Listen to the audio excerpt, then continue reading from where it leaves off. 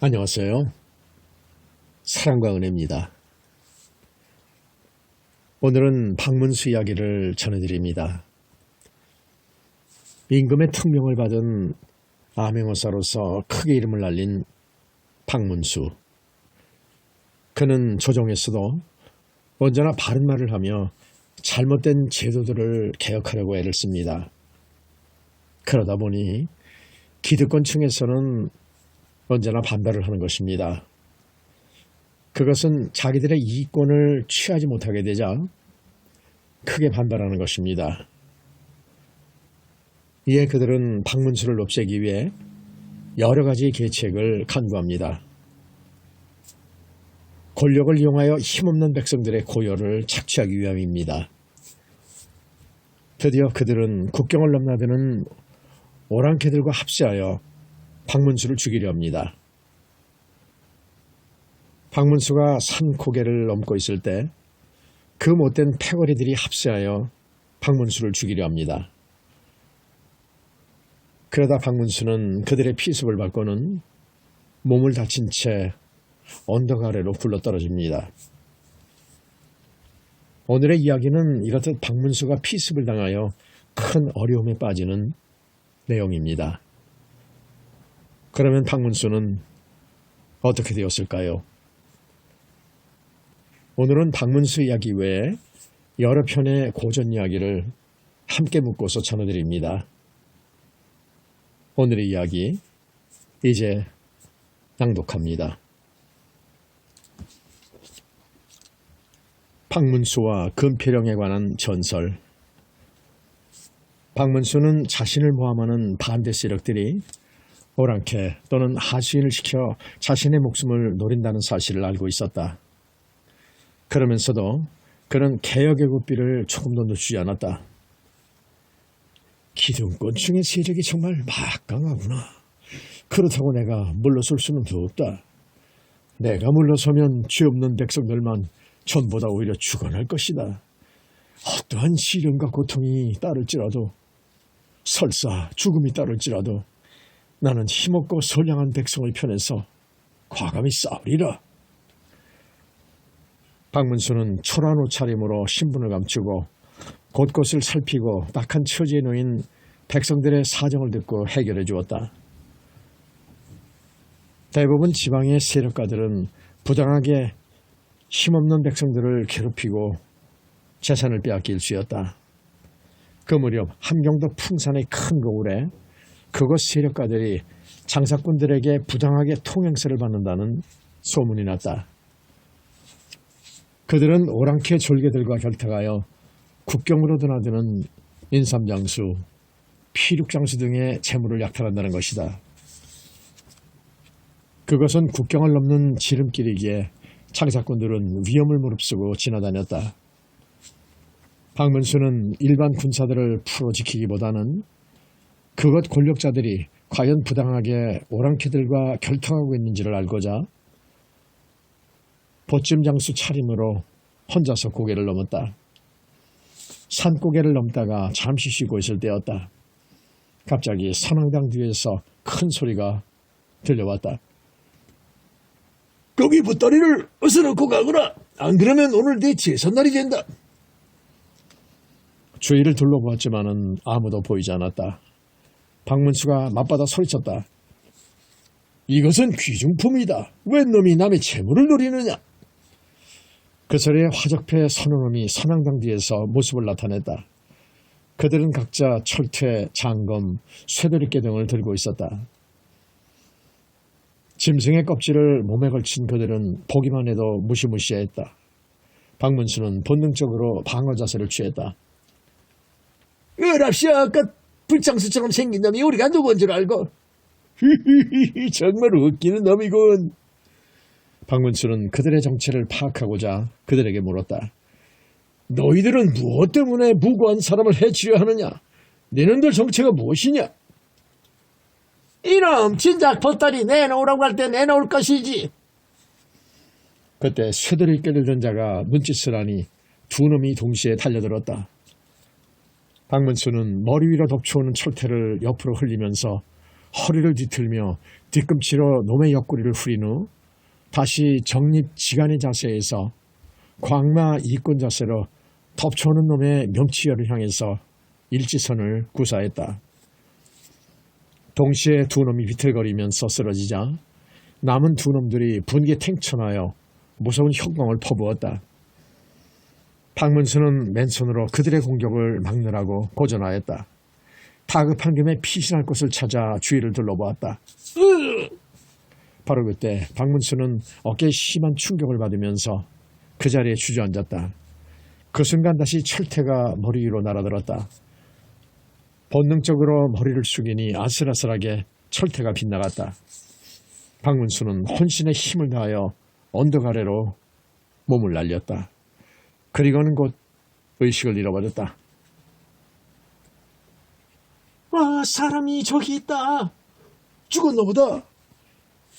안악내 몇이 산나무를 뜯으러 산을 올랐다가 언덕 아래 쓰러져 있는 사람을 발견했다. 그러나 누가 선뜻 먼저 나서서 다가가기를 꺼렸다. 살았는지 죽었는지 모르나 우리 다가가서 확인하는 게 어때? 안악내 하나가 말을 꺼내자 나머지 두 명도 천천히 다가갔다. 인정이 많고 마음씨 고운 박서방댁은 아이를 낳은 지 오래지 않았다. 그녀는 아들을 낳았으나 얼마 전 아이가 시름시름 앓다가 죽어버렸다. 시름을 달래고자 이웃 안악내들을 따라서 나물 뜯으러 나섰던 것이었다. 거지 차림이잖아. 그냥 가는 게 좋겠어. 안악내 둘이 발길을 돌리려 했다. 그러나 인정 많은 박서방댁은 조심스럽게 다가가서 맥을 짚었다. 맥박이 가늘게 뛰고 있었다. 아, 살아있어요. 우리 힘을 합쳐 살려내도록 해야겠어요. 그러나 들은 채 만 채 안악내 두 명은 먼저 산 아래로 내려가고 있었다. 아, 이를 어쩌나. 산 사람을 차마 어찌 그냥 팽개치고 간담. 박서방댁은 인정이 많고 마음씨가 착했다. 조금만 간호하면 살릴 수 있을 것 같은 그 사람을 못 본 채 그냥 갈 수가 없었다. 그런데 당장 치료할 방법이 생각나지 않았다. 다급한 김에 박서방댁은 마침 퉁퉁 불어서 겉으로 흐르는 젖을 나그네 입에 바짝 갖다 대었다. 젖이 흘러 나그네 입속으로 들어간 지 얼마 후 서서히 깨어나기 시작했다. 여기가 어디요? 예, 이것은 외딴 산봉우리입니다. 나물 뜯으러 왔다가 쓰러져 있는 것을 보고 그냥 갈 수가 없어. 나그네가 천천히 몸을 일으키더니 혼자 앉았다. 어머나. 박서방댁은 그저서야 가슴이 노출된 것을 의식하고 앞섭을 가렸다. 생명을 구해주셔서 너무나 고맙습니다. 아닙니다. 전 아무것도 도와드린 것이 없어요. 그런데 걸을 수 있겠는지요? 조금만 부축해주면 가능할 것 같습니다. 나그네가 몸을 일으키다가 얼굴을 찌푸렸다. 겨우 천천히 몇 걸음을 걸었다. 매우 힘든 표정이었다. 저는 제가 부축해드릴게요. 박서방댁은 보기가 딱하여 나그네를 부축을 했다. 저랑 우선 마을로 내려가시는 것이 좋을 것 같습니다. 도와주십시오. 두 사람이 조심스럽게 부축한 상태에서 산길을 내려왔다. 마을 입구에 거의 내려왔을 때이다. 저만 지서 어떤 사내가 성난 멧돼지처럼 씩씩거리며 달려왔다. 안악내들 두 명도 따라왔다. 이 혼양년! 아니 여보. 사내는 불시에 안악내의 머리채를 사납게 낚고 채더니 사정없이 뺨을 후려친다. 뺨을 얻어맞은 지 조금 후 그 여인이 사내에게 매달리며 애원했다. 여보, 오해하지 마세요. 시끄러워 입 닥쳐! 사내가 사정없이 주먹질을 하였다. 정신을 잃었다가 겨우 깨어난 사람은 바로 함경감사 박문수이다. 박문수는 자신의 몸을 가늘게 젖혀온 상태에서도 그냥 보고만 있을 수가 없어 한마디 했다. 여보시오, 보아하니 저 여인의 남편 같은데 무엇인가 오해하신 것 같소. 아니 남의 옆에 나를 겁탈하고도 뻔뻔스럽게. 여보시오 말을 삼가시오. 뭐야 이 새끼 어서 내 소리를 죽어봐라. 성난 사내가 박문수에게 달려들어 매질을 가하기 시작한다. 평소 같으면 박문수도 보통 사람 10명은 상대할 실력자이다. 그러나 몸이 불편하여 운신조차 어려웠다. 그대로 고스란히 매를 맞고 있었다. 바로 그때 여인이 일어나서 사내의 앞을 가로막았다. 여보 제발 이러지 마세요. 오해예요. 저리게 교인년. 다시 사내가 사납게 밀치자 여인의 몸체가 힘없이 나둥그러진다. 성난 사내는 다시 박문수를 노려보더니 참나무 몽둥이를 들고 아예 물고를 내리는 듯 달려들었다. 그동안 흩어진 진기를 모으던 박문수는 다소 기운을 차린 상태이다. 사내가 몽둥이를 휘두르며 달려들자 몸을 비틀어 몽둥이를 피함과 동시에 일직선으로 사내의 명치열을 찔렀다. 사내는 힘없이 땅바닥에 주저앉았다. 그는 흡사 얼음판에 자빠진 쇠눈알처럼 동자를 흐린 채 멍하니 바라보았다. 박문수는 진기가 모인 상태이기에 기운을 참을 수 있었다. 사내를 보고 엄중히 꾸짖었다. 너는 착한 네 아내를 의심하여 주먹질을 했고 파김치가 된 상태에 처한 나에게도 행패를 부렸다. 내가 너를 혼낼 것이로되 네 착한 아내에게 신체를 줘서 그만 불문에 붙인다. 다시는 내 아내를 의심치 마라. 사내는 같이 남을 뜯다가 먼저 내려간 두 아낙네가 고자질하는 말을 듣고 오해를 했던 것이다. 어느새 구경꾼들이 많이 몰려들었다. 그때 말탄 군교 서너씨 말을 타고 지나치다가 물러나라! 계속 어떠라느냐! 군교 하나가 장검을 뽑아들고 호통을 친다. 박문수와 그것의 구경꾼 모두 그쪽으로 시선을 모았다. 물러서라! 물러서지 못해! 말을 탄 채 곁으로 다가와서 채찍을 치켜들던 자가 갑자기 얼굴이 사색이 된 채 땅바닥에 넙죽 엎드렸다. 검사 어떻겠어? 오인일로. 나머지 군교들도 일제히 땅바닥에 엎드렸다. 그들은 박문수 영문에 소속된 군교들이었다. 너희들 수고가 많구나. 내가 잠시 이 백성들의 생활 실태에 대해 알아보고 있는 중이다. 어서들 물러가라. 소인들이 탄 말에 대신 오르심이 어떨는지요? 아니다. 그냥 가거라. 그들은 박문수의 명령하에 일제히 신속하게 움직이고 따랐다. 그 자리에 있던 박서방과 그의 아내, 구경꾼들도 코가 땅에 닿도록 엎드려 싹싹 빌고 있었다. 감사뚜께서는 제발 용서해 주셔서 소인놈이 해태 눈깔이라서 알아뵙지 못했습니다. 제발 목숨만 살려주소서. 박문수는 측은한 표정으로 잠시 바라보다가 이렇게 말했다. 너희들은 어서 집으로 돌아가거라. 뒷일은 내가 알아서 처리하겠다. 군교들과 구경꾼들, 박서방 내외도 일제히 식은땀을 흘리며 돌아갔다.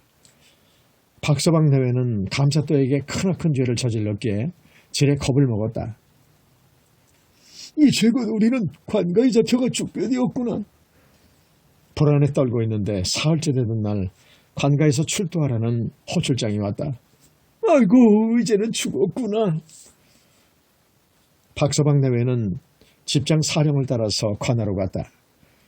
너무나 공포에 질려 이미 혼비백산할 상태였다. 동원에 앉아있는 감사또, 그는 바로 사흘 전 자신이 봉변을 주었던 분에게 사시나무 떨듯 하였다. 두 사람은 고개를 들고 나를 보라. 박서방 내외는 공포감에 질린 채 명령을 거역할 수 없어 고개를 들었다. 안심하라. 너희 내외를 부른 것은 벌을 주거나 꾸짖으려는 것이 아니다. 내가 저 한악에게 신세를 졌기에 보답하고자 한다. 소원이 무엇인지어서 말하라. 소원이 따로 없습니다. 그저 죽을 목숨 살려만 주옵소서. 허허, 내가 이미 말했지 않느냐. 어서 소원을 말하라. 네 생활이 몹시 비능한 것 같구나. 예, 하오면 감히 말씀 여쭙겠습니다. 소인에겐 문전옥답이 있었사온데 이 지방 세력가들이 소인에게 돈 몇 푼을 빌려준 후 땅을 강제로 빼앗아갔습니다. 그 땅을 다시 찾고 싶습니다. 그렇게 억울한 일을 당했다면 왜 관과에 고발하지 않았느냐? 예, 전에 감사떡께서 오히려 고발하는 사람은 죄인으로 몰게 포기한 것입니다. 소인 말고도 억울하게 전답을 빼앗기고도 벙어리 냉가슴 앓듯 하는 사람들이 많습니다. 불평하다가는 쥐도 새도 모르게 죽게 됩니다. 알겠으니 안심하고 우선 돌아가 있거라. 박문수는 곧 명령을 내려 억울한 사람들의 피해 상황을 알아오게 하고 그들의 재산을 되찾아주기에 최선을 다했다. 꼭 죽을 줄 알았던 박서방 내외는 두고두고 박문수의 덕을 칭송하였다. 박문수는 군사들을 구름째에 매복시켰다. 산도둑도 모조리 잡았다. 그러나 오랑캐 세력과 결탁한 악명 높은 세두가들은 박문수에게 더욱 적개심을 품고 이를 갈면서 해치고자 온갖 모략과 음모를 꾸미고 있었다. 그런데 훗날 박문수가 나쁜 패거리에게 해를 당하고 박서방 부인을 만났던 고개는 금패령이라고 불리게 된다. 패를 가진 사람, 즉 벼슬 아치는 그 고개를 넘지 말라고 나라에서 금패를 세웠다고 전해진다. 박문수 모함을 받고 벼슬길을 물러나다. 박문수는 송사가 들어오면 공정하고 신속하게 처리하였다. 숨은 인재들을 불러 모으고 무사들에게 무예를 연마시켰다. 신분의 귀천을 가리지 않고 소질이 있으면 선발하여 숙식을 제공하고 날마다 시험을 보게 하였다. 장교와 무사, 포스를 시험한 후 성적이 우수한 자에게는 포상을 했다. 직접 무예 연마하는 것을 감독하고 장려하니 사기가 날로 향상되었다. 실력도 부쩍부쩍 늘어났다. 박문수가 처음 그것에 부임했을 때는 육진 삼수갑산과 그 일대는 수령들이 자신의 직무를 망각하고 기생들을 끼고 주색에만 빠져 민사는 팽개쳐버린 상태였다. 그러니 그 폐단이 심했다. 박문수가 몸소 나서서 온갖 폐단을 개혁하고자 했다. 그러니 기득권층의 반발도 매우 심했다. 성천강은 함흥에서 길게 내려와 연안을 끼고 흐른다. 그 주위에 수천호의 민가들이 살고 있었다. 기은년 1729년 홍수 때 그들의 토지와 촌락이 물에 잠겨 모래밭으로 변해버렸다. 성천강변 주변에 제방이 무너졌기에 박문수는 직접 나서서 제방 쌓는 일을 주야로 독려하였다. 마침내 2600여 척에 이르는 돌 제방을 증축시켰는데 마치 큰 성을 연상시켰다. 이제는 홍수가 나도 염려할 일이 사라져서 모두들 안심하고 생업에 종사할 수 있었다. 함흥은 북녘의 큰 기점이 된다. 그런데 그동안 감시감독을 잘못하여 진영이 매우 엉성하고 허술하였다. 후후, 이거 참 큰일이로다.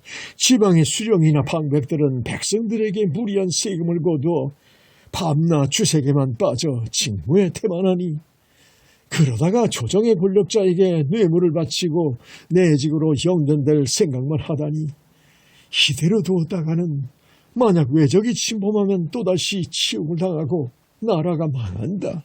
내가 기필코 개혁시켜야 한다. 박문수는 각 병영에 명령을 내려 장병들을 선발하였다.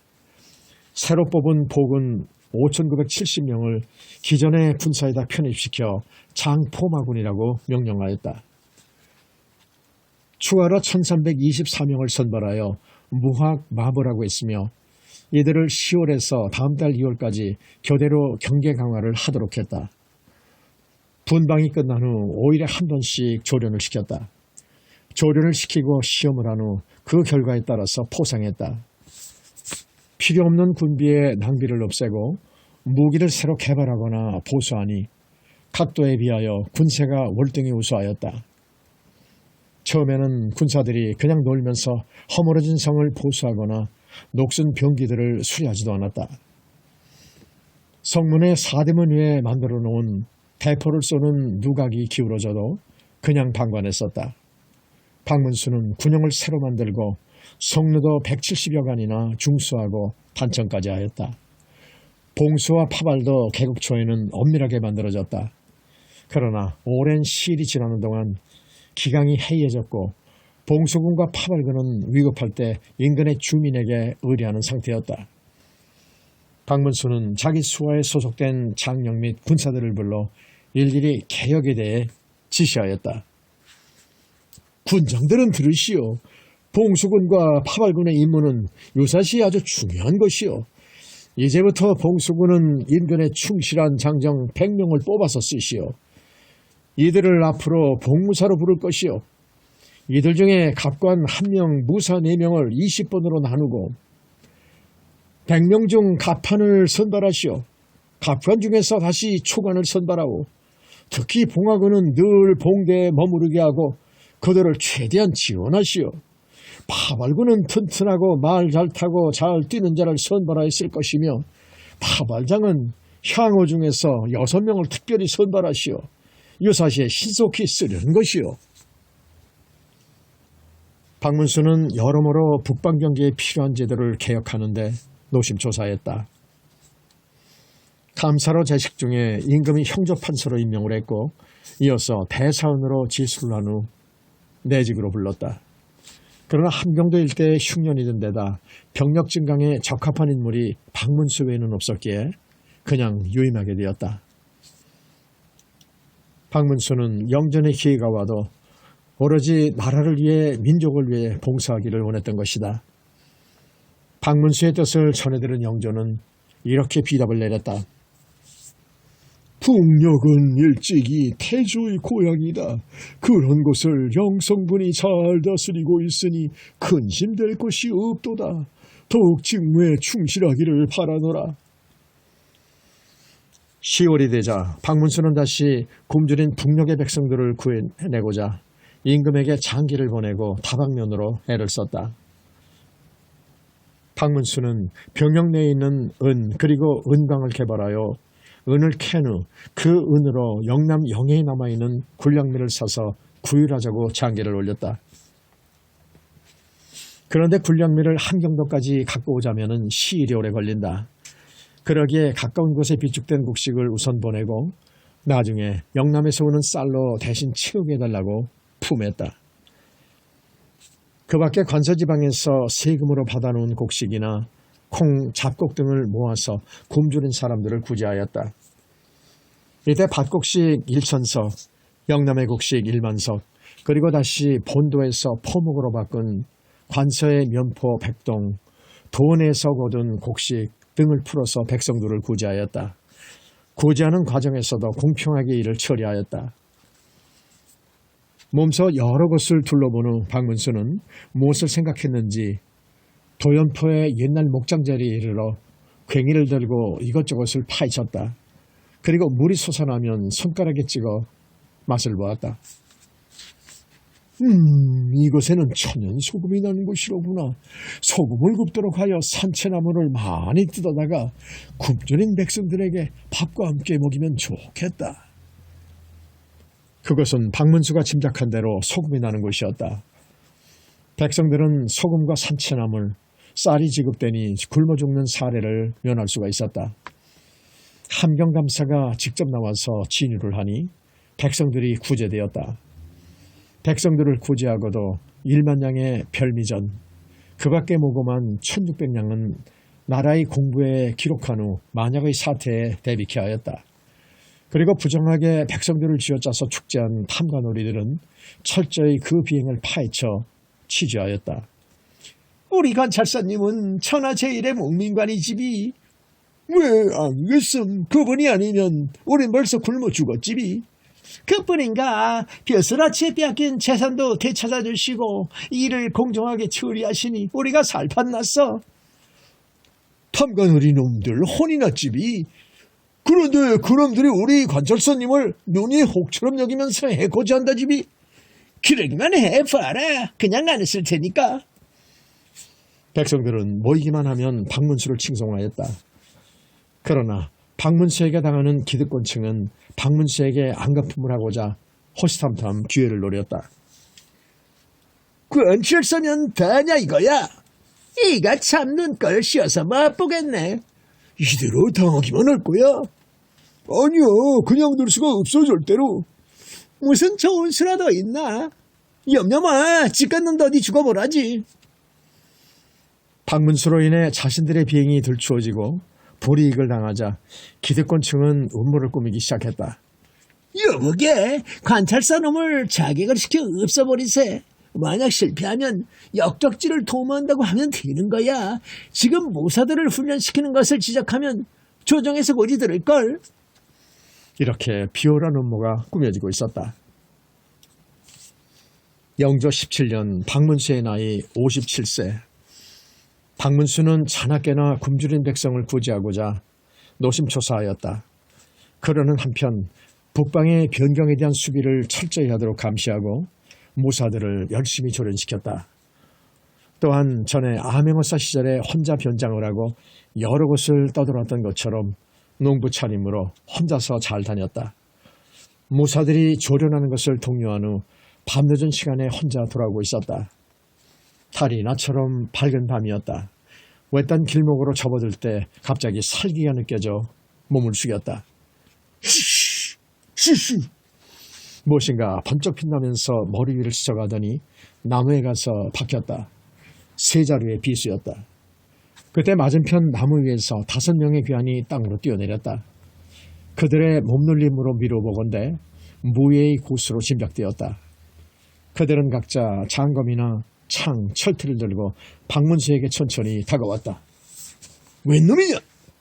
박문수가 경계 자세를 취하며 소리쳤다. 내 놈도 오늘이 마지막이다. 박문수는 급히 나뭇가지를 꺾어들면서 다시 호통을 쳤다. 이놈들! 무엇 때문에 나를 노리느냐? 나와 무슨 원한이 있느냐?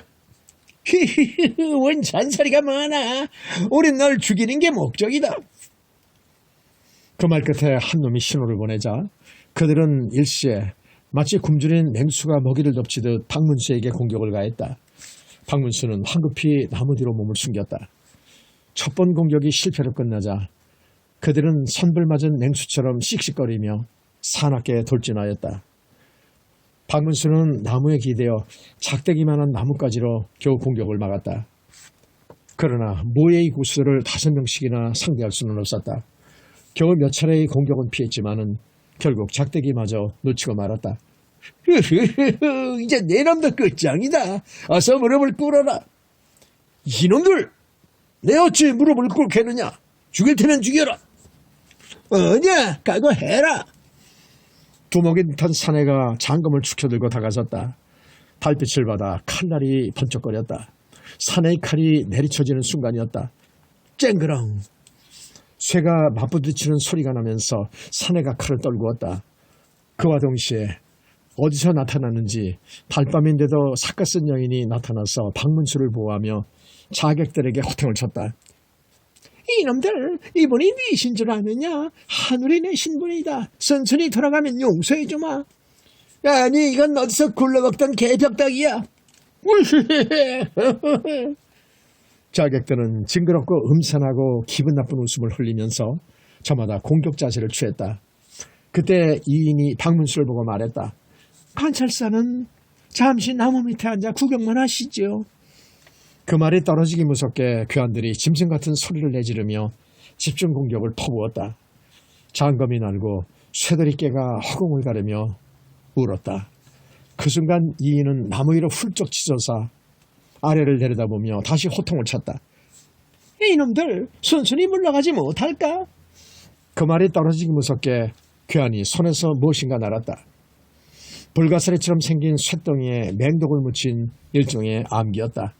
째재쟁 호두두. 이인은 어느새 품에서 쇠붙이를 꺼내들고 날아오는 암기를 쳐서 떨어뜨렸다. 다음 순간 가볍게 내려서면서 춤을 추는 듯한 동작으로 괴한들의 어깨를 밟으며 줄타기를 하듯 순식간에 밟고 지나갔다. 괴한들은 무예가 상당한 경지에 달했지만은 눈 깜짝할 사이에 모조리 칼이나 창, 무기들을 떨구고 땅바닥에 쓰러졌다. 그들은 모조리 견정혈의 심한 타격을 받고 기절한 것이다. 관찰사님, 여기 뒤처리는 소인이 할 것이니 어서 가시죠. 이는 나를 이번뿐만이 아니고 여러 번 구하셨소. 그 까닭이 무엇이요? 관찰사님은 하늘의 뜻에 합당한 인물이요. 소인은 대선사의 가르침을 따라서 관찰사님을 보호하려는 것이요. 앞으로 더욱 국가와 민족을 위해 힘써주시면 더 바랄 게 없겠습니다. 그렇다면 한 가지만 묻겠어. 저자들이 무엇 때문에 나를 노렸는지요? 예, 저놈들은 장사꾼으로 가장한 오랑캐의 첩자들이요. 관찰사 때문에 불이익을 당한 자들이 저들과 내통하여 관찰사를 없애려 했던 것이요. 저 중에 한 놈은 조선 사람인데 흉악한 무리들의 앞잡이지요. 좌우지간 이곳 일은 소인이 처리할 테니 서둘러 관하로 가셔서 경계령을 내리셔야 합니다. 저놈들이 관찰사의 목을 베어다 바치면은 곧 흉악한 무리들이 반란을 일으켜 병영을 들이치고자 했던 것이요. 앞으로 관찰사는 한동안 시련이 따를 것이옵니다. 지금처럼 눈앞에 드러나는 적은 문제없습니다. 그러나 흉악한 자들의 필설에 걸려들면 순환이 따릅니다. 원래 드러난 칼은 무섭지 않으나 숨겨진 칼이 무서운 법입니다. 상황이 그러하다니 서둘러 경영으로 가겠소. 이번에 은혜에 보답하기 위해서라도 신명을 바쳐 더욱 봉사할 것이니 지켜봐 주시오. 박문수는 인사도 제대로 못한 상태에서 급히 병영으로 돌아왔다. 만약의 사태에 대비하여 성문을 굳게 지키고 경계령을 내렸다. 그 무렵 이미 조정에서는 박문수를 모함하는 내용의 상소가 빗발쳤다. 오랑캐들과 내통한 함경도 일대의 기득권층이 온갖 비리와 횡포를 부리다가 박문수로 하여금 불이익을 당한 데 대해 연합 세력을 구축하였다. 그들은 자객을 내세웠다가 실패하자 이번에는 박문수를 모함하는 상소를 올린 것이다. 그 내용들을 요약하면 이런 것이었다. 함경도 관찰사 박문수는 지나치게 직권을 남용하여 그 폐단이 심합니다. 더구나 그는 부정한 방법으로 축제하는 한편 군사들을 조련시킵니다. 겉으로는 외적의 침입에 대비한다고 하지만은 장차 역적질을 할 것이 분명합니다. 그는 어리석은 백성들의 환심을 산 후 장차 반란을 일으킬 것이 옵니다. 하오니 그를 잡아다 쥐어주고 관직을 삭탈하셔야 마땅할 것입니다. 처음 한두 번 상소가 올라갈 때는 근거 없는 낭설이라고 일축하였다. 그러나 상소가 거듭 올라오자 영조는 의심이 일어났다. 오전 회의가 열렸는데 그 결과 우선 그를 파직시키고 서울로 불러올려 사실 여부를 가리기로 했다. 박문수는 자신에 관한 불미스러운 헛소문에 시달린 끝에 스스로 관찰사 직책에서 물러나기로 작정했다. 영조 17년 4월 박문수는 그동안 정들었던 임지에서 벼슬에서 물러나기로 했다. 박문수가 서울로 간다는 소문이 퍼지자 그곳 백성들이 구름처럼 몰려왔다. 감사또 소인들을 두고 가시다니요. 저희들은 죽을 목숨인데 감사또 덕분에 재생지원을 입었습니다. 이제 가시면 모든 수령방백들이 다시 오히려 전보다 더 저희를 괴롭힐 것입니다. 백성들은 땅바닥에 엎드려 눈물을 흘리며 슬퍼했다. 여러분, 내가 가더라도 다시 못된 자들이 여러분을 괴롭히지 못하도록 조치를 취할 것이니 염려들 마오. 박문수는 간곡하게 그들을 위로하고 달래었다. 국상이 된 농부. 왕실의 외척인 어비류와 죄가려의 반란을 진압한 고국천왕은 정사를 더 이상 왕실 일가 친척들 손에 맡겨서는 안 된다고 생각하고 전국에 영을 내려 백성들로부터 직접 어질고 훌륭한 인재를 천거받았다. 그렇게 해서 동부와 서부, 남부와 북부의 모든 백성들이 각자 여러 인물들을 천거했는데 그 중에 동부에 사는 안유라는 인물이 가장 많은 백성들로부터 천거되었다. 고구려의 고국천왕은 안유를 불러들여 사람됨을 살펴보니 과연 많은 백성들이 천거한 사람답게 학덕이 높고 인품이 고매했다. 고국천왕이 기쁜 마음으로 안유를 등용시켜 정사를 모두 맡기려 하자 안유는 왕 앞에 나아가 이렇게 말했다. 대왕폐하, 소신은 나라의 정사를 맡을 만한 인물이 못되옵니다. 황공하오나 소신 대신 을파소를 데려다 그 일을 맡기시는 것이 합당할 것이옵니다. 안유의 말에 고국천왕이 물었다. 을파소라는 자는 대체 어떤 인물인가? 을파소는 선대의 왕이신 유리명왕 때 대신을 지낸 을소의 손자이옵니다. 대신 을소의 손자라. 고국천왕이 잠시 머뭇거리자 안유가 다시 한번 을파소를 천거했다. 대왕폐하, 을파소는 성품이 강직하고 재주 또한 비범하여 그를 아는 사람들은 누구든지 그의 말을 믿고 따르옵니다. 또한 지혜롭고 영특하기가 이루 말할 수가 없으며 큰 기상을 품고 있어 나라 일을 돌보는데 적임자인 줄 아옵니다. 그렇다면 왜 백성들이 그 자를 천거하지 않았느냐? 본래 사람들 앞에 나서기를 꺼려하며 스스로 자신을 낮추기를 잘하니 겸손의 덕 또한 크다고 할 것이옵니다.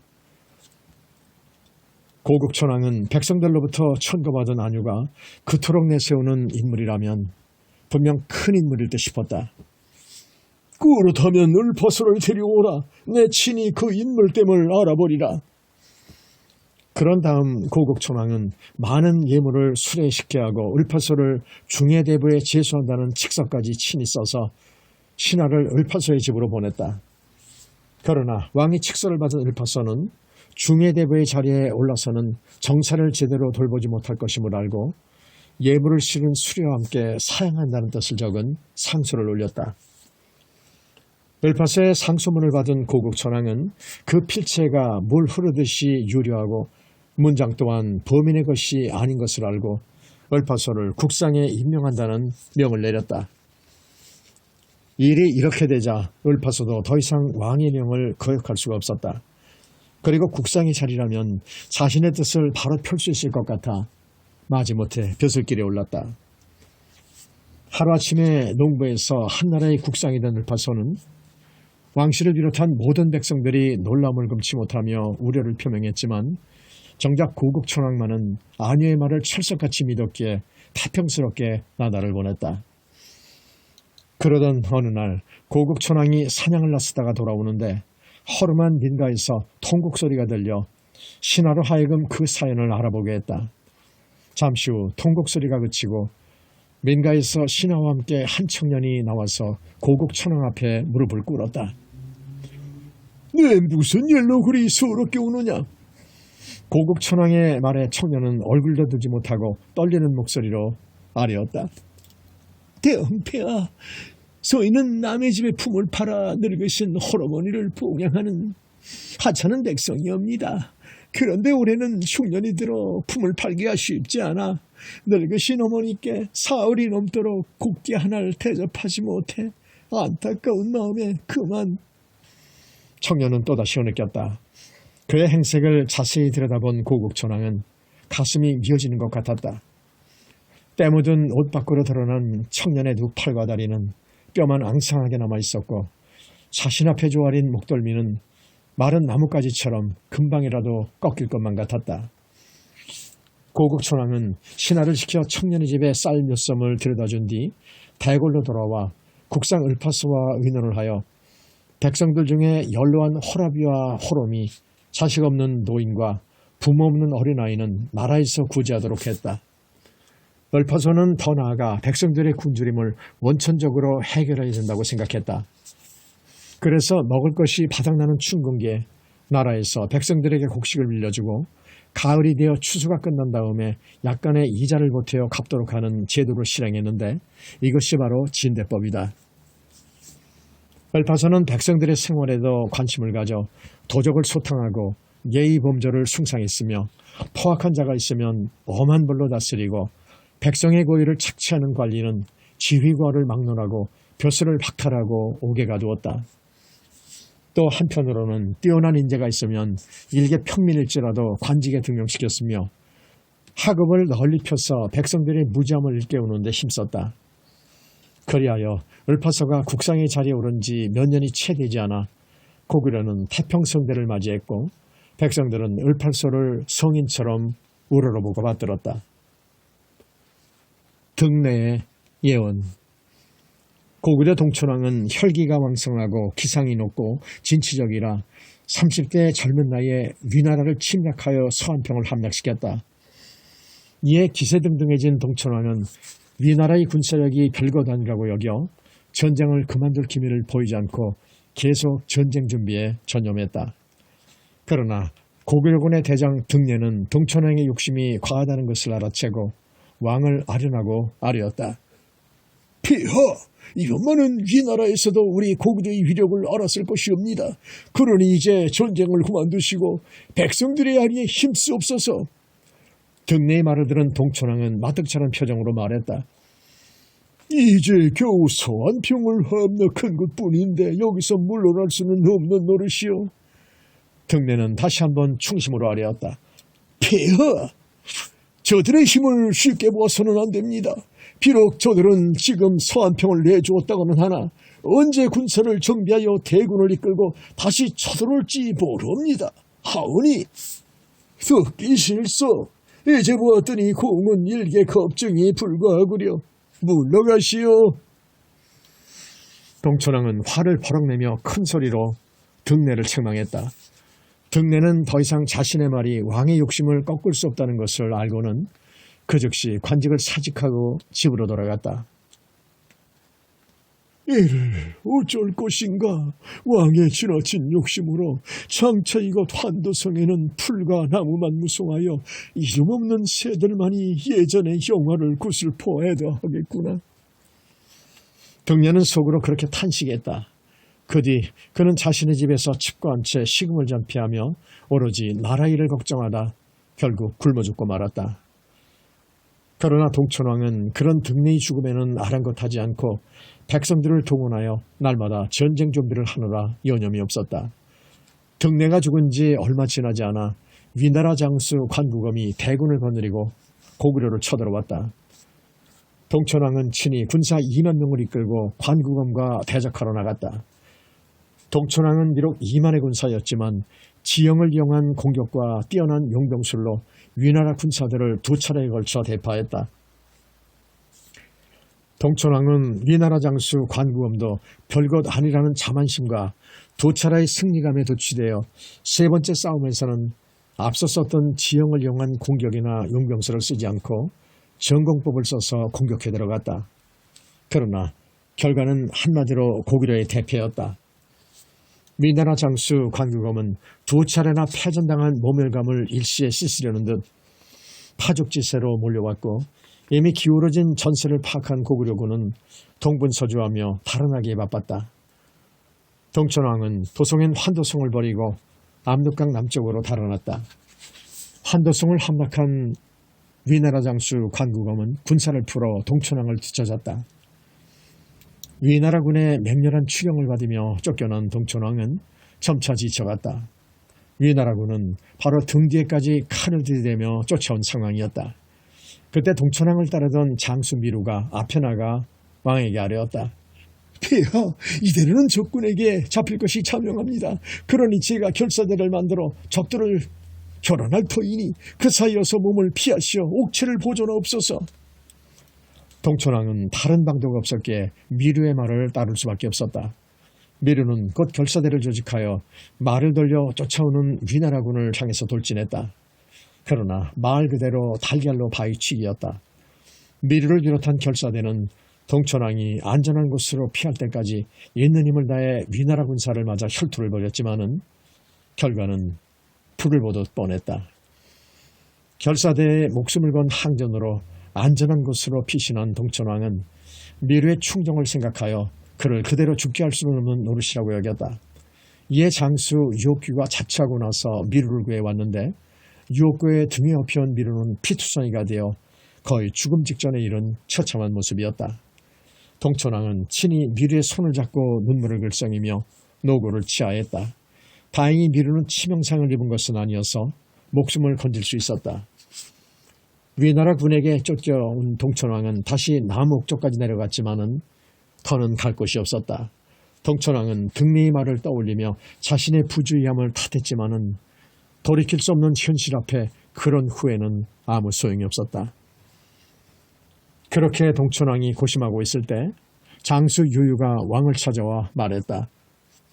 폐하, 제게 한 가지 계책이 있사옵니다. 계책이라는 말에 동천왕은 귀가 번쩍 뜨이는 것 같았다. 계책이라니 어서 말해보. 유유는 침착한 어조로 차분하게 자신의 계책을 이야기했다. 다름 아니라 내일 달이 밝으면 소장이 적장을 찾아가서 폐하께서 항복하시겠다고 거짓말하겠습니다. 그리고 음식을 마련하여 항복의 뜻으로 폐하께서 친히 보내셨다고 적장에게 전할 것이옵니다. 그래서 동천왕이 눈을 비내며 유유의 다음 말을 재촉했다. 저는 그 음식 속에 단도를 숨겨두었다가 적장이 방심한 틈을 타 그자의 목을 치겠습니다. 그러면 일대에 혼란이 일어날 것이니 그 때를 놓치지 말고 적을 치소서. 유유의 계책을 들은 동천왕은 기쁘지만 기뻐할 수가 없었다. 유유의 계획대로 만사가 이루어진다고 해도 적지에서 적장의 목을 벤 유유의 목숨 또한 살아남기 어려울 것이기 때문이었다. 동천왕의 근심스러운 표정에서 그의 마음을 읽은 유유는 일어나 큰 절을 올린 다음 말했다. 폐하, 소장의 죽음을 심려치 마옵소서. 오로지 육체를 보존하시어 이 나라의 장래를 기약하옵소서. 소장은 그것 외에는 아무 바람이 없사옵니다. 그리하여 다음날 유유는 단도를 숨긴 음식을 마련하여 위나라 장수를 만났다. 우리 대왕께 없어 귀국에 항복하시겠다고 하오니 부디 너그럽게 받아주시기를 바랍니다. 위나라 장수는 크게 기뻐하며 안심하고 유유를 자신의 군막으로 맞아들였다. 위나라 장수와 마주 앉은 유유는 들고 온 음식을 내놓으며 말했다. 이 음식은 우리 대왕께서 장군께 보내는 선물이오니 부디 맛있게 드시기를 바랍니다. 위나라 장수가 항복을 받아들이며 유유가 가져온 기름진 음식을 받으려 할 때였다. 유유는 순식간에 음식에 숨겨둔 단도를 꺼내 적장의 목을 베었다. 유유가 적장의 목을 베었다는 소식은 삼식간에 고구려군 진영에도 퍼졌고 이어서 유유가 죽었다는 비보도 전해졌다. 유유의 죽음으로 비분간개한 고구려 군사들은 적장을 잃고 어찌할 바를 몰라 우왕좌왕하는 위나라 군사들을 향해 창과 칼을 들었다. 동천왕은 고구려군을 전대에서 지휘하며 고군분투한 끝에 가까스로 위나라 군사들을 무찌를 수 있었다. 그러나 환도성으로 돌아가기에는 남아있는 군사의 수가 너무 적어서 동천왕은 눈물을 삼키며 환도성을 버리고 돌아갈 수밖에 없었다. 한편 환도성을 함락한 위나라 군사들은 마음껏 노략질을 하다가 동천왕이 환도성을 버리고 떠나자 이를 크게 비웃으며 되돌아갔다. 등내의 희언대로 결국 고구려 환도성에는 풀과 나무만이 무성하게 자랐고 가끔 이름 모를 새들만이 그 옛날에 영화를 그리워하듯 구슬프게 울 뿐이었다. 결국 동천왕은 그 이듬해 평양성으로 천도하여 환도성은 역사 속에 옛 영화를 묻고 말았다. 수장된 여인. 중천왕은 왕비의 얼굴을 바라보다가 이내 얼굴을 찡그리고 말았다. 왕비가 무슨 말을 하려는지 이미 다 알고 있었기 때문이었다. 폐하. 왕비는 중천왕의 표정과는 달리 웃음 띤 얼굴로 말했다. 폐하, 지금 위나라 조정에서 머리 긴 여인을 구한다고 하옵니다. 중천왕은 왕비의 입에서 위나라 얘기가 나오자 자신도 모르게 몸을 움찔했다. 위나라로 말하자면 선왕인 동천왕 때 고구려로 쳐들어와 환도성을 함락하고 온 나라를 노략질한 철천지 원수가 아닌가. 그런 까닭에 중천왕은 선왕이 죽고 왕에 등극한 뒤부터 위나라를 쳐서 그 나라의 원수를 갚을 기회만 호시탐탐 노리고 있는데 갑자기 왕비의 입에서 위나라 얘기가 나오자 자신도 모르는 사이에 기분이 언짢아졌다. 그래서 그게 어쨌다는 말이오? 중천왕의 말에 왕비는 한결 부드럽게 말했다. 폐하께서도 아시다시피 위나라는 우리의 적국이 아니옵니까? 하지만 지금의 상황으로 보아서는 아직 국력이 미약하여 위나라를 칠 수 없사오니 먼저 위나라에서 구한다는 머리 긴 여자를 보내어 위나라 조정에 환심을 사십시오. 종천왕이 아무 말이 없자 왕비는 더욱 간드러진 목소리로 말했다. 그렇게 해서 일단 위나라를 안심시킨 다음 적당한 기회를 보아 치심이 오른 줄 아옵니다. 그러나 종천왕은 왕비의 말에 뭐라 대답하지 않았다. 왕비가 말하는 머리 긴 여자는 분명 관나 부인을 일컫는 게 분명한 까닭이었다. 알았으니 물러가 계시오. 종천왕은 그렇게 말하며 불편한 심사를 숨기지 않았다. 종천왕이 관나 부인을 만난 것은 왕에 오르기 몇 해 전인 패자 시절이었다. 사냥을 나갔다가 돌아오는 길에 종천왕은 관나무 근처에서 우연히 물동이를 이고 가는 한 처녀를 보았는데 다른 여인과는 달리 허리까지 길게 늘어진 머리가 윤기가 자르르 흐르고 있었다.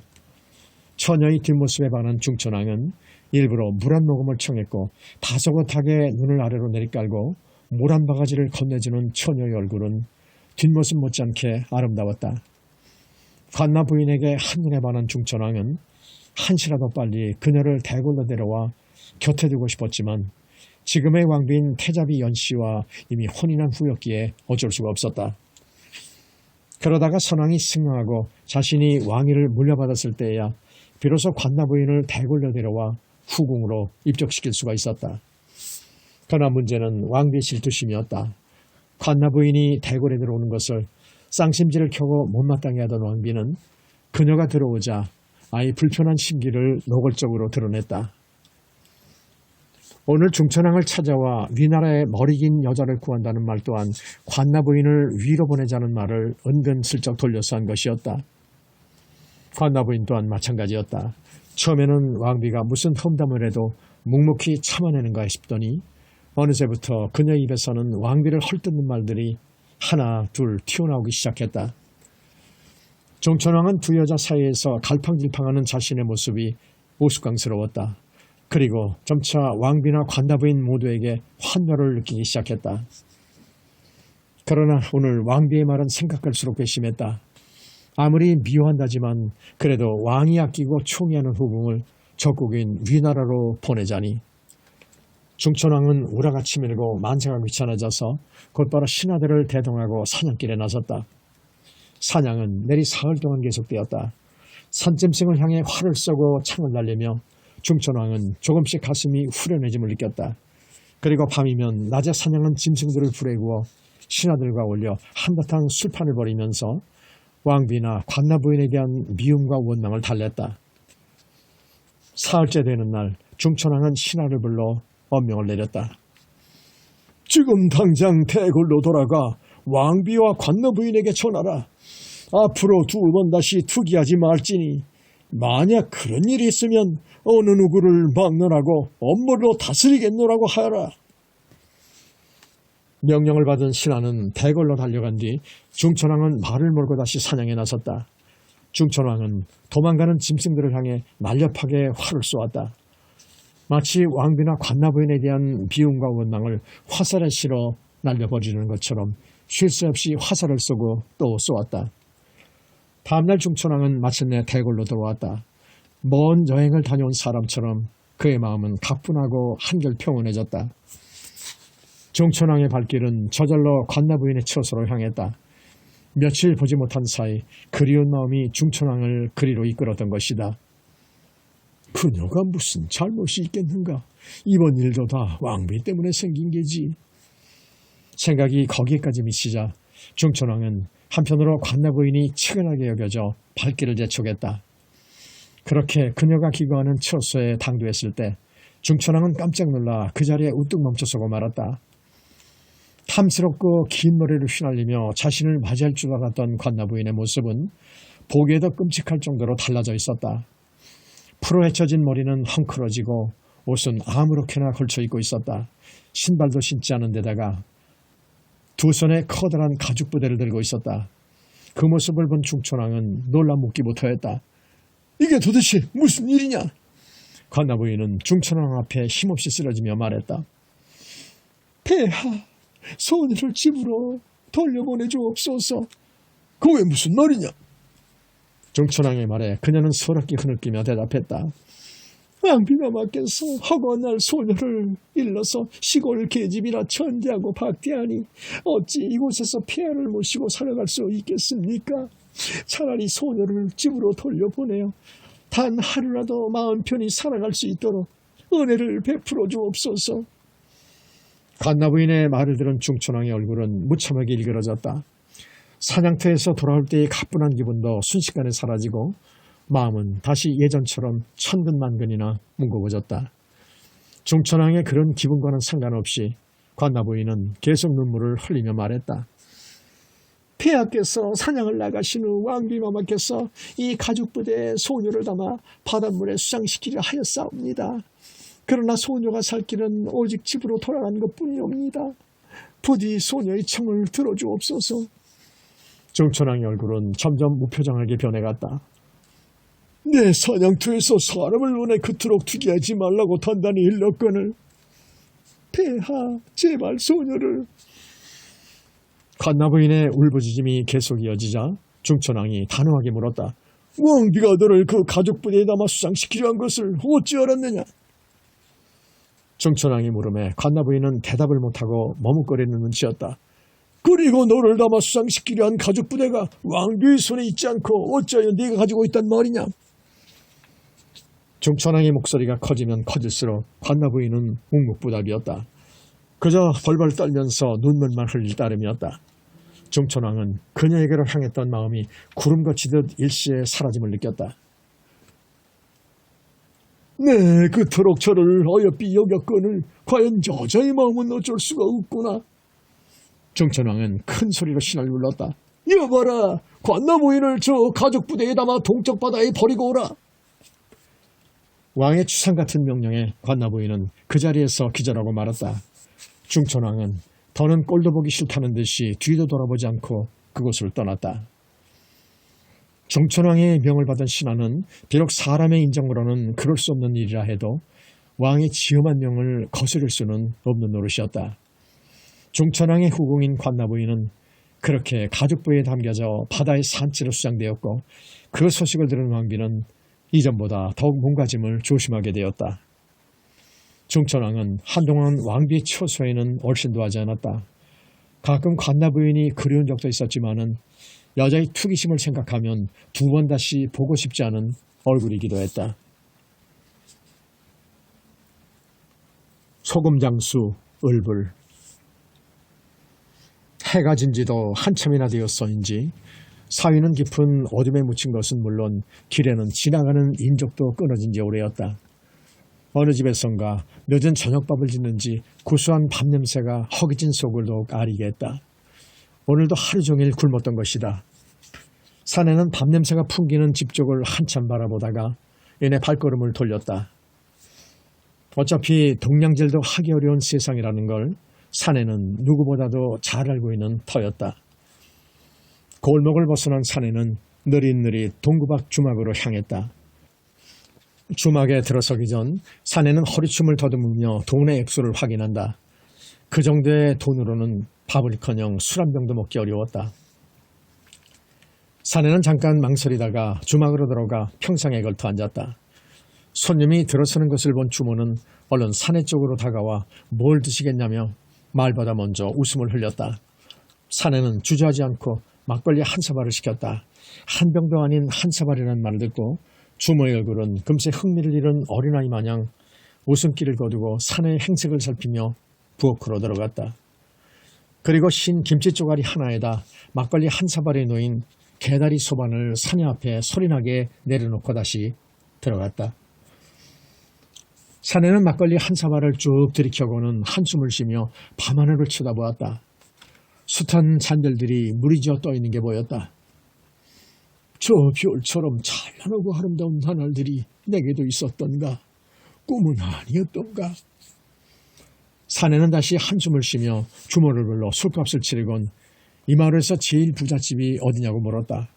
주모는 또 한번 사내의 행색을 훑어보더니 마을 끝자락에 위치한 큰 기와집을 손짓으로만 가리키고는 사내가 고맙다는 인사치레를 하기도 전에 휑하니 등을 돌렸다. 사내는 주모가 가르쳐준 부잣집을 찾아가 주인을 만나 부디 자신을 머슴으로 받아달라고 청했다. 주인은 귀찮은 듯 표정을 지으며 사내를 실컷 쳐다보더니 썩 내키지 않는 듯 허락했다. 그날부터 사내는 부잣집의 모습이 되었다. 일은 곧이었다.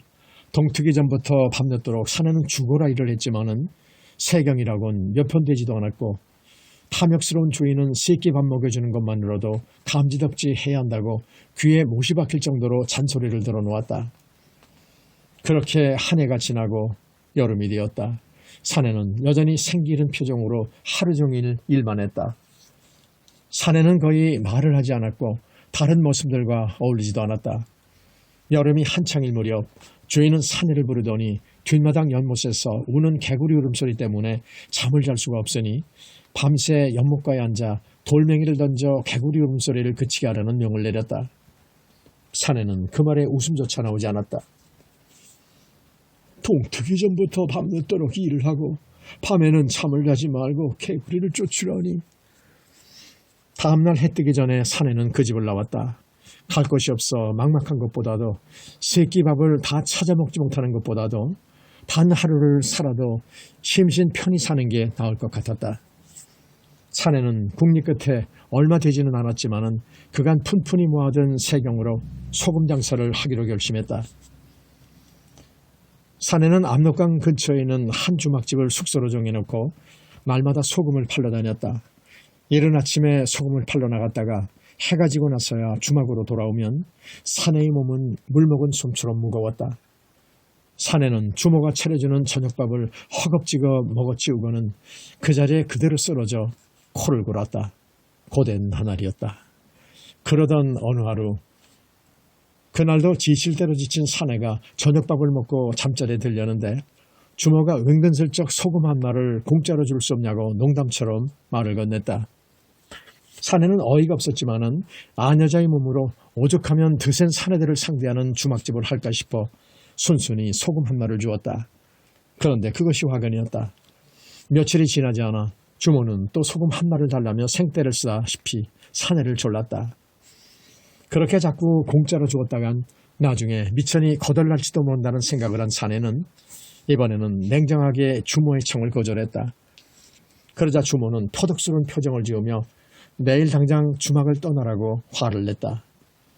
사내 역시 정나미가 떨어져 더 이상 그곳에 머무르고 싶지 않았기에 날이 밝자 떠나겠다고 대답했다. 그날 밤 사내가 정신없이 깊은 잠에 빠졌을 때 주모는 아무도 몰래 사내의 소금가마니 속에 자신의 신발 한 짝을 숨겨두었다. 사내를 도둑으로 몰아 소금을 모두 빼앗을 생각이었던 것이다.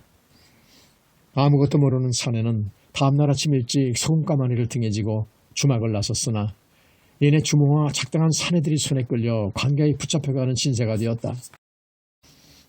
영문을 모르는 사내는 결백을 주장했지만은 자신의 소금가마니에서 주모의 신발 한 짝이 나오자 그만 어안이 붕붕해져 이내 모든 것을 체념하고 말았다.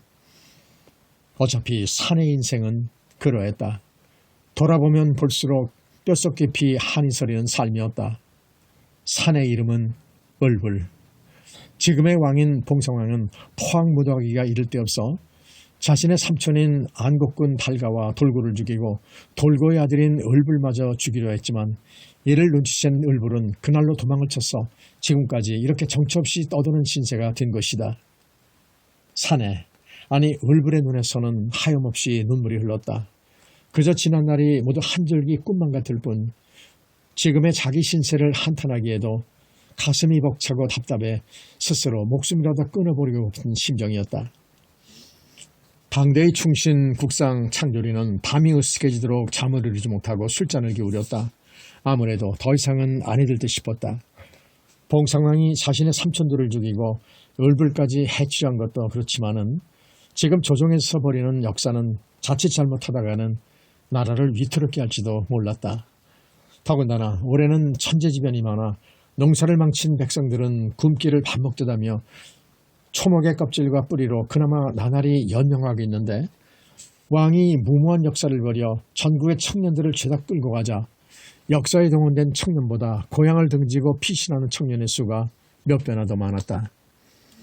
며칠 전에도 왕을 아련한 자리에서 무모한 역사를 그만두고 백성들의 안위를 도모해야 한다는 자신의 뜻을 내비쳤다가 오히려 왕의 노여움과 미움만 서지 않았던가. 창조리는 또 한 잔의 술을 들이켰다. 이러다간 자신의 생명까지도 위협받을지 모른다는 생각이 어렴풋하게나마 뇌리를 스쳐 지나갔다. 왕을 피하는 수밖에 없다. 창조리는 손에 든 술잔을 꽉 쥐었다. 그것만이 자신의 살 길이며 도탄에 빠진 백성들을 구하고 이 나라 사직을 살리는 길이라는 확신이 들었다. 그렇다면 누구를 다음 왕으로 세워야 하는가?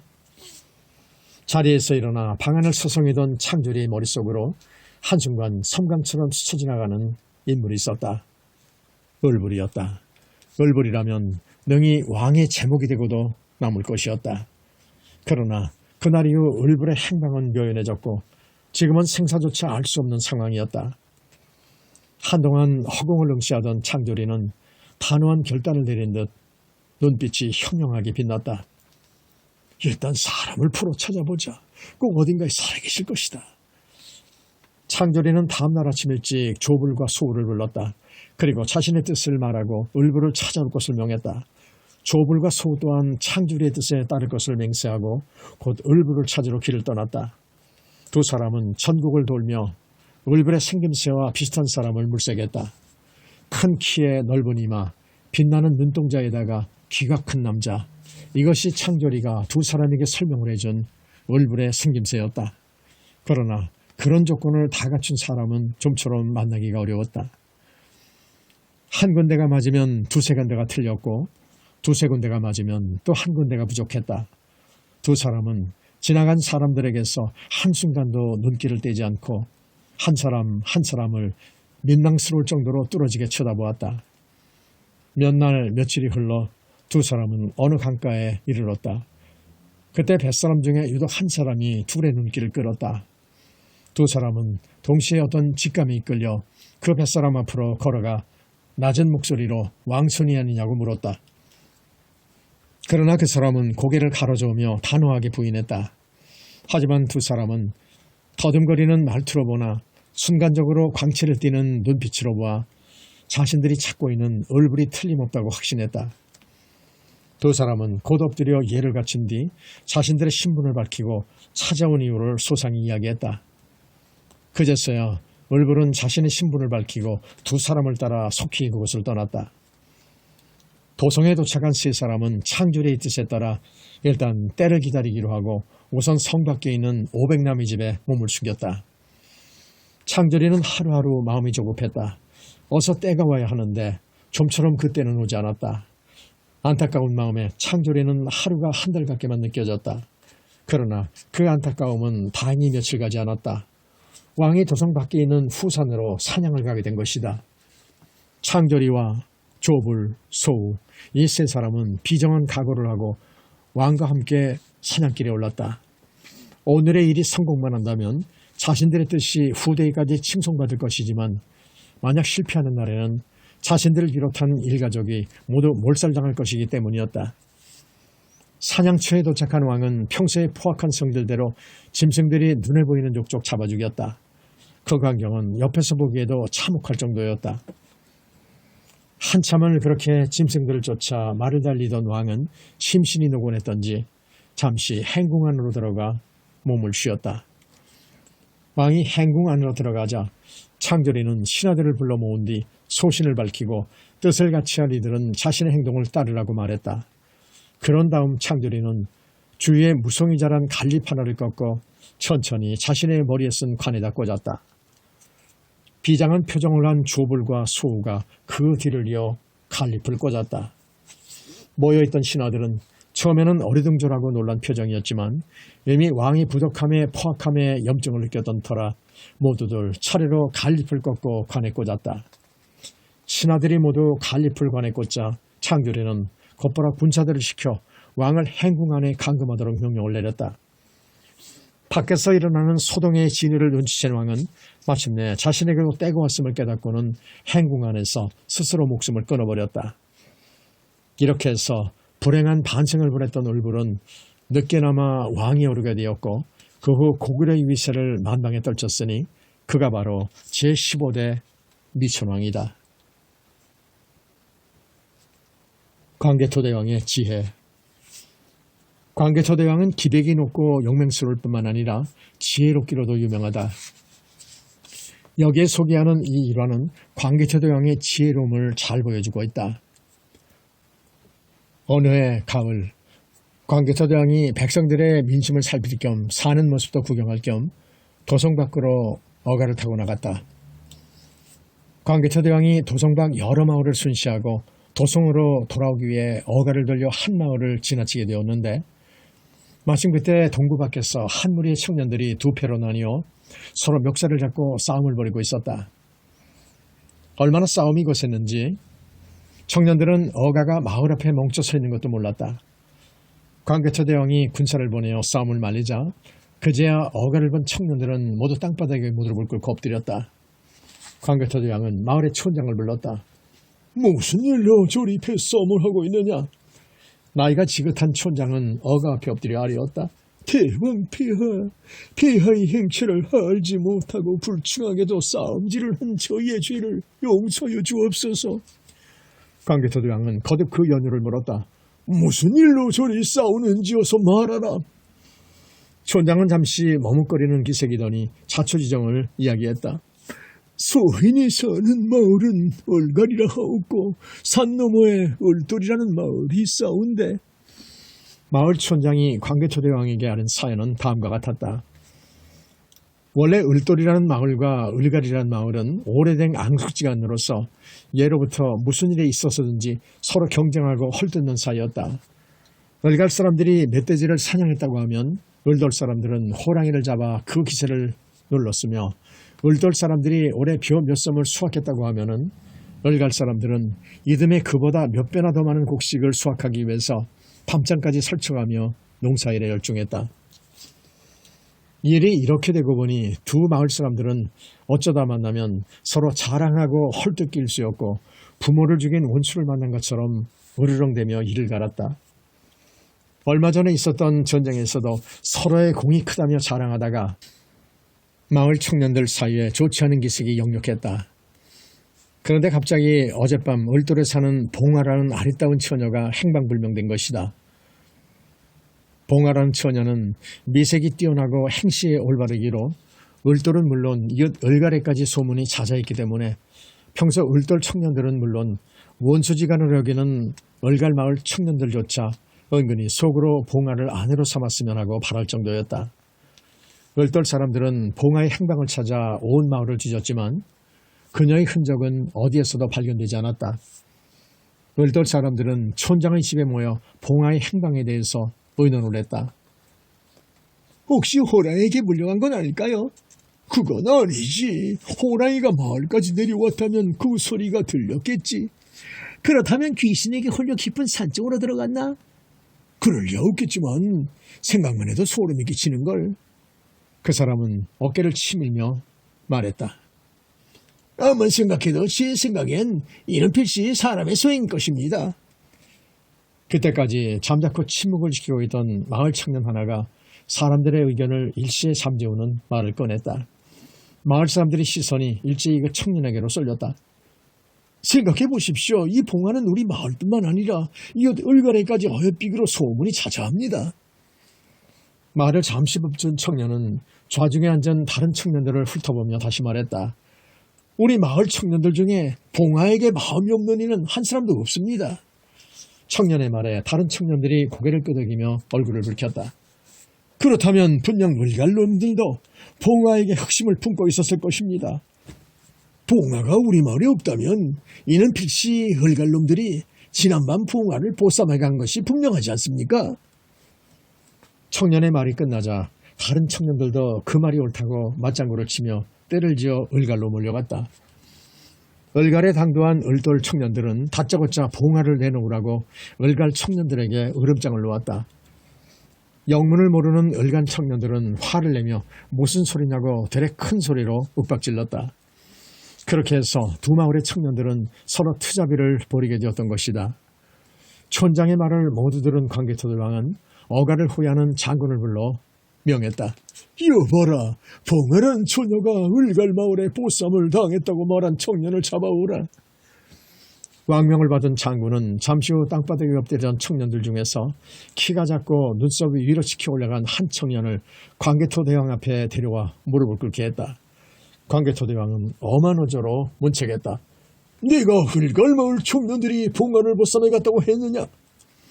광개토대왕의 준엄한 말에 청년은 온몸을 사시나무 떨듯 떨며 아뢰었다. 예. 너는 그것을 어찌하느냐? 소인은 그저 어린 진작으로. 청년이 몸을 떨며 말을 더듬자 광개토대왕을 호위하는 장군의 호통이 떨어졌다. 네 이놈! 바로 아르지 못하겠느냐? 내 목숨이 몇 개인 줄 알고 거짓을 아리려 하느냐? 대왕 폐하를 기만하고도 내가 살아남을 줄 알았더냐? 서슬퍼런 장군의 호통에 청년은 기가 질린 듯 사실을 아뢰었다. 대왕 폐하 소인 죽을 지를 졌사옵니다. 봉안을 연마하는 마음에 그만 눈이 멀어 제발 목숨만은 살려주옵소서. 광개토대왕은 장군을 시켜 봉화를 찾아오라고 일렀다. 청년은 거의 초죽음에 된 표정으로 군사들에 의해 끌려갔다. 봉화는 그 청년의 집 뒤편 토굴 속에서 입에 재갈이 물리고 두 손과 다리가 밧줄에 꽁꽁 묶인 채 발견되었다. 장군은 봉화를 왕 앞으로 내려갔다. 광개토대왕이 보기에도 눈이 번쩍 뜨일 만큼 미모가 출중한 처녀였다. 광개토대왕은 을갈과 을돌 사람들을 한 곳에 불러 모은 뒤 어명을 내렸다. 두 번 다시 이런 일이 일어나서는 안 될 것이며 앞으로는 두 마을 불황민이 서로 화해하고 사이좋게 살아갈 것을 명하니 이를 어기는 자는 죽음으로 그 죄가를 치르게 될 것이다. 광개토대왕을 태우노가는 다시 대궐로 향했다. 을갈과 을돌 마을 사람들은 멀어져가는 어가를 향해 몇 번이고 땅바닥에 엎드려 큰 절을 올렸다. 당태종과 양만춘. 고구려 보장왕 4년 당나라 태종은 20만 대군을 이끌고 고구려로 쳐들어왔다. 당태종은 우선 고구려의 관문과 같은 안치성을 치기로 하고 군사들로 하여금 성주위를 겹겹이 둘러싸게 한 다음 공격명령을 내렸다. 당시 안치성의 성주인 양만춘은 성문을 굳게 걸어 잠그고 당나라 군사들을 맞서 용감하게 싸웠다. 성문이 열리지 않자 당나라 군사들은 성벽을 타고 기어 올라갔는데 안치성을 지키는 고구려 군사들은 그들을 향해서 화살을 비오듯 쏘아댔다. 성 안의 백성들도 힘을 합쳐 여자들은 뜨거운 물과 기름을 쏟아부었고 남자들은 돌멩이를 불러 떨어뜨렸다. 안치성의 그와 같은 공격에 성벽을 기어오르던 당나라 군사들은 화살에 맞아 죽은 자, 뜨거운 물과 기름에 데워 죽은 자, 돌멩이에 맞아 죽은 자 등 성벽 아래에는 떨어져 죽은 당나라 군사들의 시체로 아수라장을 이루었다. 당태종은 의외로 안치성의 함락이 만만치 않자 망녀 장수 이세적을 불러 닥달했다. 장군은 20만 대군으로도 저토록 작은 성 하나를 함락하지 못한단 말이요. 이세적은 허리를 숙이고 아뢰었다. 안치성의 성주인 양만춘은 지력이 뛰어나고 성 안의 백성들도 기상이 드높아 연개 소문이 난을 일으켰을 때도 함락하지 못했습니다. 이세적의 말에 당태종이 인상을 찌푸리며 말했다. 그래서 장군도 안치성을 치지 못한다는 말이요? 그것이 아니라 일전에 소장이 안치성을 치기 전에 먼저 군안을 치라고 말씀드리지 않았습니까? 아니 그건 또 무슨 말이요? 이세적의 말에 당태종이 화를 버럭내며 되물었다. 군안은 성도 튼튼하지 못한 데다 군사도 적어 쉽사리 함락할 수 있사옵니다. 그러니 먼저 군안을 함락하여 군사들의 서기를 드높여 그 기세로 안치성을 쳤다면 일이 달라졌을 수도 있었기에 드리는 말씀이옵니다. 듣기 싫소. 안치성도 함락하지 못하는 장군이 군안이라고 별소 있었겠소? 당태종은 이세적의 얼굴을 쏘아보며 언성을 높였다. 내일부터 안치성을 빙 돌아서 안치성과 똑같은 높이의 성루를 쌓으시오. 성루가 완성되면 사다리를 놓고 건너가면 될 테니까. 당태종의 말에 이세적이 덧붙였다.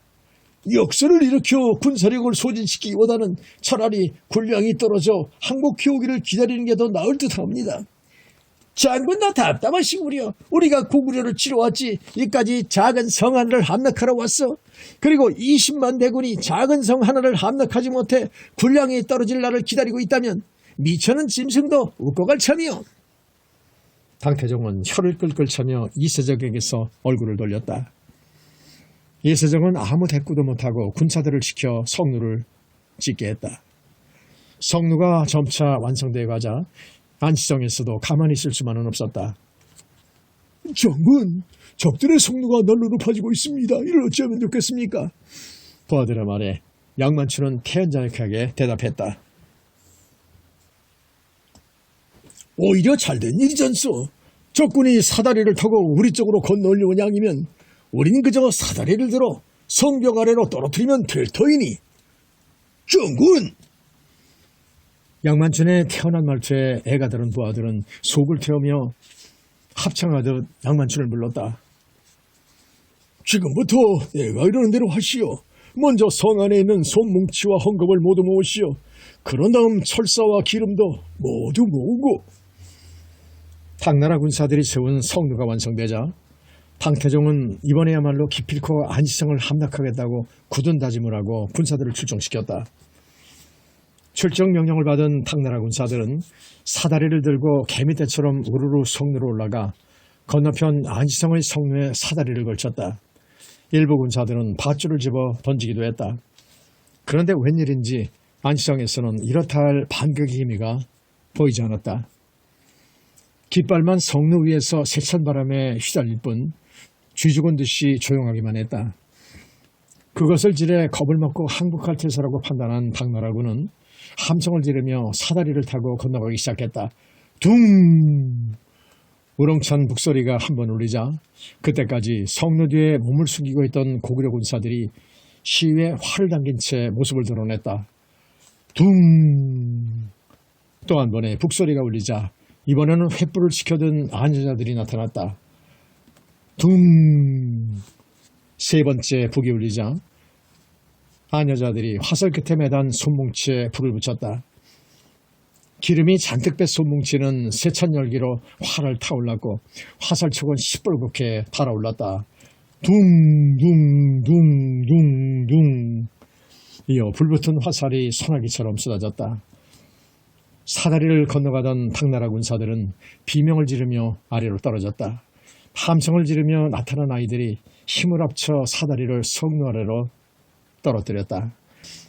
불화살에 맞아 비명을 지르며 성 아래로 떨어진 당나라 군사들의 몸에 붙었던 불길은 밑에 있던 군사들에게로 금세 옮겨 붙었고 이어 순식간에 진지 곳곳에서 검붉은 불길이 치솟아 올랐다. 당나라 군사들은 몸에 붙은 불을 끄느라 외마디 비명을 지르며 이리저리 날뛰었고 남은 군사들도 비오듯 쏟아지는 불화살을 피하느라 싸움은커녕 도망치기에 급급했다. 당태종은 고함을 치며 군사들을 지휘했지만 왕의 말을 따르는 군사는 불행하게도 단 한 명도 없었다. 분을 못 이긴 당태종이 칼을 높이 쳐들고 안시성을 향해 말을 달리려 할 때였다. 날아온 불화살에 한쪽 눈을 정통으로 얻어맞은 당태종은 그만 말 위에서 푹 꼬꾸라져 땅바닥으로 떨어져 버렸다. 비어! 이세적은 황급히 말을 몰아 당태종에게로 달려갔다. 이세적은 말에서 내려 당태종을 무릎에 놓이고 눈에 박힌 화살을 뽑아냈다. 폐하, 정신 저리 없어서. 폐하, 어이는 어디 있느냐? 어디 있느냐? 이세적이 어이를 찾아 목 놓아 부르는 동안 당나라 군사는 불화살을 피해 도망가기에 급급했고 임금의 부상 따위는 안중에도 없었다. 당태종이 의식을 회복한 것은 다음날 이른 새벽이었다. 폐하, 이제야 정신이 드시옵니까? 폐하, 싸움은 어찌 되었는가? 이세종은 말을 잃고 침통한 표정으로 고개를 숙였다. 어제 이 전투로 많은 군사들이 죽거나 부상을 당했습니다. 그러니 이제라도 그만 돌아가시는 것이 좋을 듯합니다. 당태종도 할 말을 잃었다. 자신이 고구려를 소국이라고 너무 쉽게 생각한 것이 잘못이었다. 화살이 꽂혔던 한쪽 눈이 심한 통증을 일으키며 아려왔다. 폐하, 한시바삐 돌아가셔서 상처부터 치료하는 것이 급선무라고 사료되옵니다. 당태종은 비통한 표정으로 말했다. 전군에 회군할 것을 명한다. 이세종은 곧 당태종의 명령을 전군에 전달했다. 날이 밝자 당태종을 앞세운 당나라 군사는 처참한 몰골이 되어 되돌아갔다. 한쪽 눈에 붕대를 감은 당태종과 그 뒤를 따르는 군사의 태반은 화상을 입었거나 부상을 입어 팔다리를 제대로 쓸 수가 없었다. 군사들의 행렬이 안치성을 벗어나 시야에서 멀어져갈 무렵 안치성의 성주 양만춘이 성내 위에서 큰 소리로 당태정에게 작별을 구했다. 비어 다친 눈이 하루빨리 완쾌되시기를 비옵니다. 안치성은 앞으로도 철통 같은 방책으로 그 어떤 침략에도 굴하지 않고 싸울 것입니다. 부디 가시는 길 편안하시기 바랍니다. 당태종은 양만춘의 말을 듣고 나서 호탕하게 웃었다. 정수 중에 정수인지고 내 일찍이 그대와 같은 인물은 보지 못했다. 그대와 같은 인물이 국주에 있는 줄 내 진작 알았더라면 생각을 달리 했을 것을. 당태종은 그렇게 말한 후 신하를 시켜 비단백피를 양만춘에게 보냈다. 안치성의 승리는 고구려의 위세를 당나라에 떨친 것뿐 아니라 넓은 중원 대륙의 다른 나라에까지 그 명성을 드높이는 결과를 낳았다.